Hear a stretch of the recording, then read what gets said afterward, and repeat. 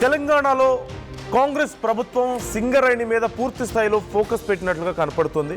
ఈ నేపథ్యంలో సింగరేణిలో సీఎం రేవంత్ మార్క్ డెసిషన్ ఇప్పుడు ఒకటి కనిపిస్తుంది. కాంగ్రెస్ ప్రభుత్వం ఏర్పడిన 2 ఏళ్ల తర్వాత సింగరేణి సంస్థకు పూర్తి స్థాయి సీఎండీ నియామకం జరిగింది. సింగరేణి సీఎండీగా 2002 బ్యాచ్కు చెందిన సీనియర్ ఐఏఎస్ జ్యోతి బుద్ధ ప్రకాష్ నియమితులయ్యారు. నైని కోల్ బ్లాక్ వ్యవహారం సైట్ విజిటింగ్ అంశంలో జాతీయ స్థాయిలో సింగరేణి వ్యవహారం పెద్ద చర్చనీయాంశంగా మారింది. నేతల విమర్శలు ప్రతి విమర్శలతో సింగరేణిలో రాజకీయ ప్రకంపనలు మనం చూసాం. ప్రభుత్వంపై ఆరోపణల నేపథ్యంలో సింగరేణిపై సీఎం పూర్తి స్థాయిలో ఫోకస్ చేస్తున్నట్లుగా కనపడుతుంది. ఈ నేపథ్యంలోనే 2 ఏళ్ల తర్వాత ఇప్పుడు కొత్త సీఎండీని ప్రకటించారు. సింగరేణికి జ్యోతి బుద్ధ ప్రకాష్ సీనియర్ ఐఏఎస్ అధికారిని నియమించారు. మొత్తం 10 మంది ఐఏఎస్ల బదిలీ జరిగింది తెలంగాణలో.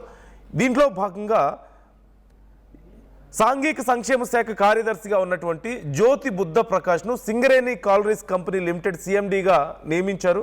ఇంతకు ముందు వరకు అంటే జ్యోతి బుద్ధ ప్రకాష్ రావడానికి ముందు వరకు కృష్ణ భాస్కర్ ఉన్నారు.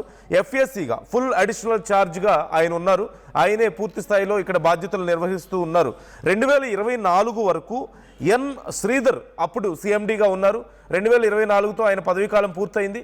ఆ తర్వాత ఇప్పుడు 2026 వరకు మొత్తం 2 ఏళ్ల వరకు కూడా సీఎండీ పొజిషన్లో ఎవరు లేరు.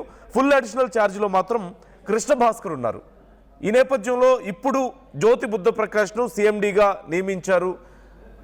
ఒక కీలకమైనటువంటి నిర్ణయంగానే చూడాలి. సింగరేణి మీద వస్తున్నటువంటి ఆరోపణలు విమర్శల నేపథ్యంలో జరుగుతున్నటువంటి రాజకీయ రాద్ధాంతం నేపథ్యంలో అక్కడ ఉన్నటువంటి పరిస్థితులను సెటరైట్ చేసేందుకు ప్రభుత్వం కొన్ని దిద్దుబాటు చర్యలను మొదలుపెట్టింది. అందులో భాగంగానే ఈ ఐఏఎస్ల బదిలీ ప్రక్రియలో భాగంగా మొత్తం 10 మంది ఐఏఎస్లను బదిలీ చేస్తూ సిఎస్ రామకృష్ణరావు ఉత్తర్వులు జారీ చేశారు.